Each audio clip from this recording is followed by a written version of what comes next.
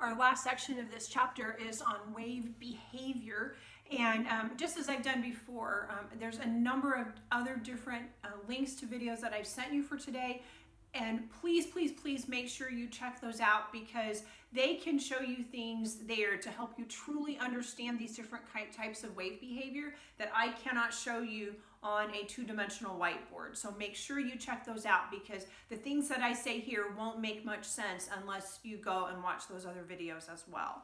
Okay, so what can happen is that we know that waves travel, and we know that they can travel through media. And so what happens is that what happens when they come to a boundary between two different types of media. So for example, you have a wave that's traveling through air and suddenly it hits a wall.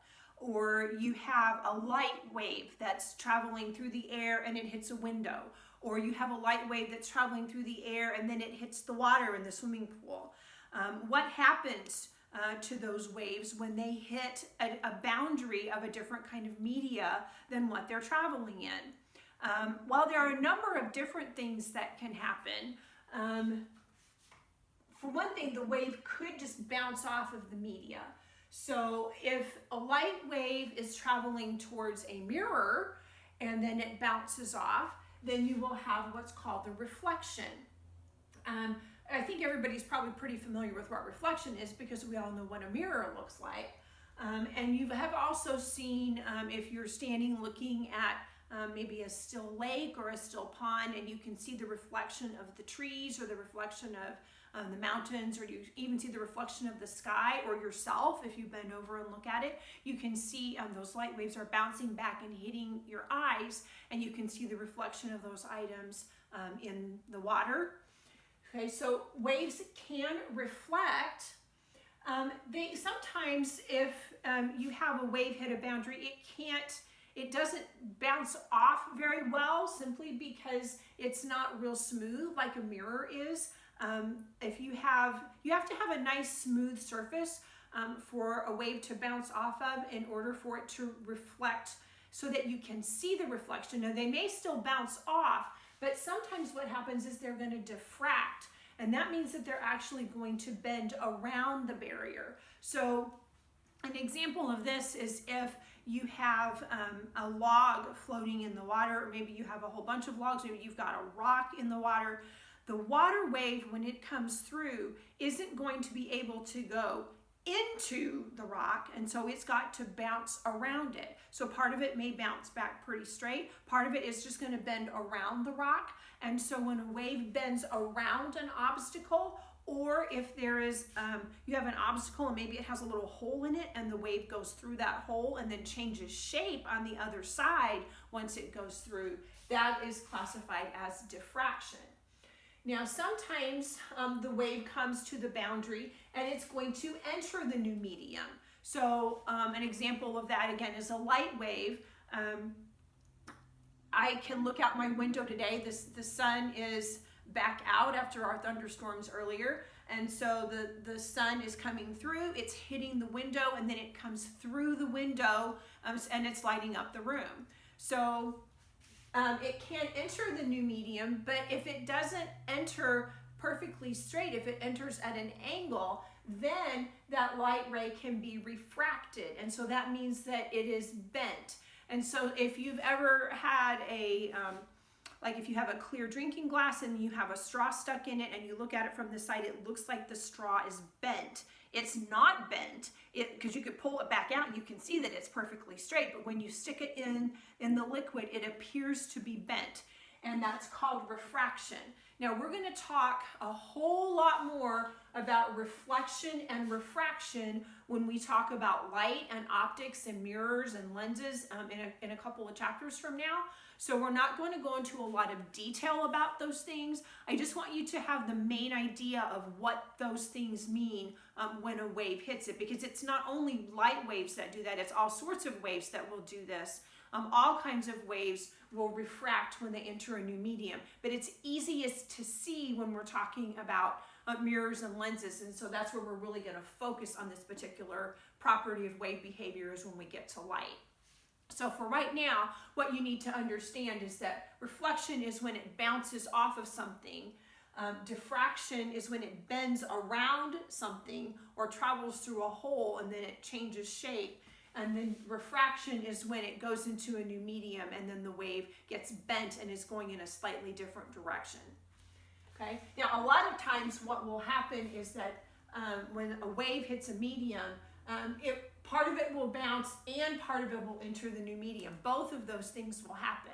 You can see that if you're at the pool, because you know that it's really, you almost need your sunglasses at the pool because there's so much light reflecting off of the water that it can give you a headache because the light is so bright. But you also know that if you're down under the water, it's not dark under there. I mean, there's light coming through. So part of the light is bouncing off the surface of the water, but part of it is also going through the water at the same time. So even though we divide these things into different pieces, a lot of times light or waves, not just light waves, but any kind of wave will have both of these behaviors when it hits a medium. Now, excuse me, if you have waves that are moving in opposite directions, they will collide with each other.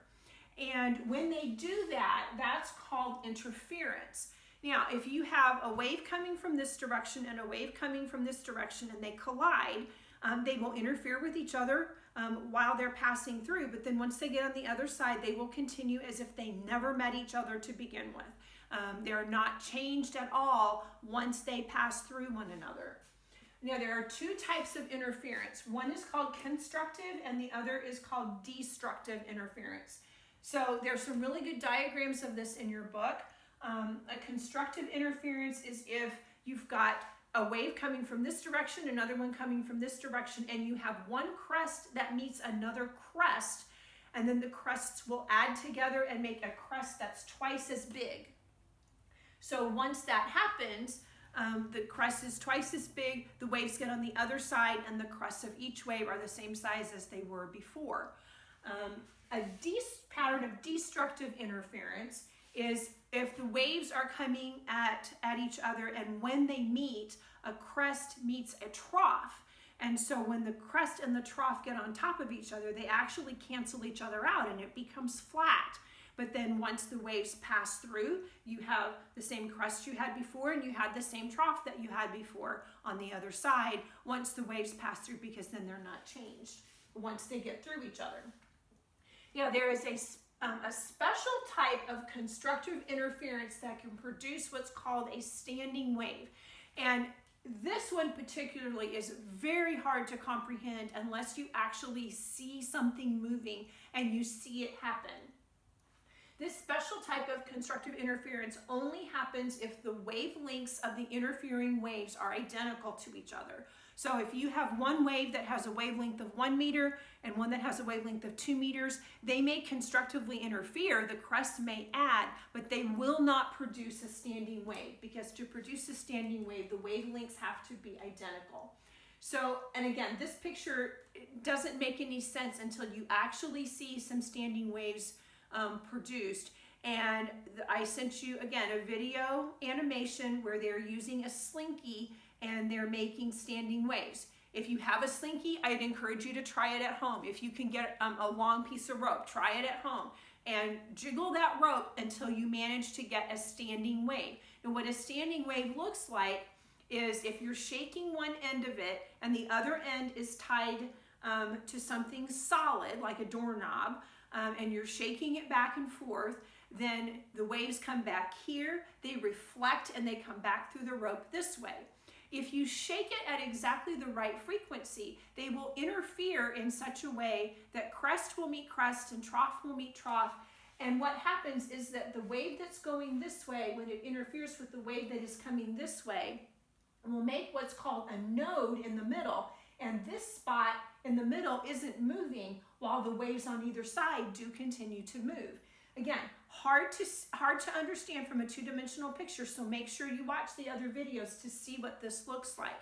In the video animation that I sent you, they vary how quickly they're moving that, I think it's a slinky that they're moving in the video. They vary how quickly they move it, and they're actually creating a different number of nodes with the different speeds that they're shaking that slinky with. So make sure that you look at that because it will make a whole lot of sense. A standing wave, while it seems like it's some sort of maybe special cool thing that you could do with a rope or a slinky, there's actually a lot of practical application for all this kind of stuff out in the real world, because the Tacoma Narrows Bridge that you read about, I actually have a video also for that for you, where you can actually see what happened to this bridge. And if engineers are not careful in how they design bridges and other structures, a standing wave like this can completely destroy the structure, like it did with the Tacoma Narrows Bridge. I think you'll find that footage fascinating. So when you get done here, make sure that you go check out all those other video links and let me know if you have any questions.